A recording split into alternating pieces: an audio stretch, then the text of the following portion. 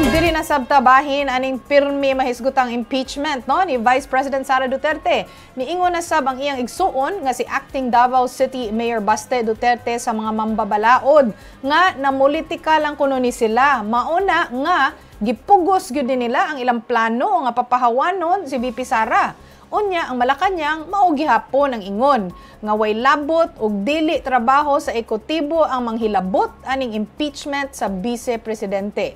Mubalita si Bril Montalvo. Honestly, sa simula pa lang kasi talaga it's purely political. That's why mao kini ang nakitang rason ni Davao City Acting Mayor Sebastian Duterte kung nganong ginasulong gihapon sa mga kritiko sa iyang igsuon na si Vice President Sara Duterte ang impeachment niini.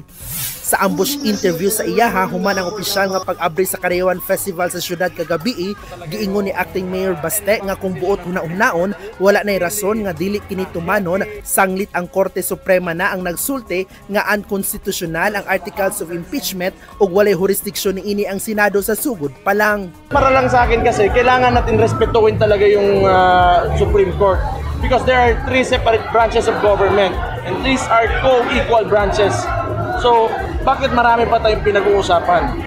Bisan pa man niini, ginarespeto lang gihapon ni Baste ang mga kongresista nga dili uyon sa desisyon sa Senado nga i-archive ang impeachment. Apan dili daw ang pamahayag ni Presidente Bongbong Marcos sa usa ka interview nga wala matud pa siya mabuhat ug dili kini manghilabot sa impeachment case ni VP Sara. I don't really think it matters what he says because nothing that comes out of his mouth is, like worth listening to.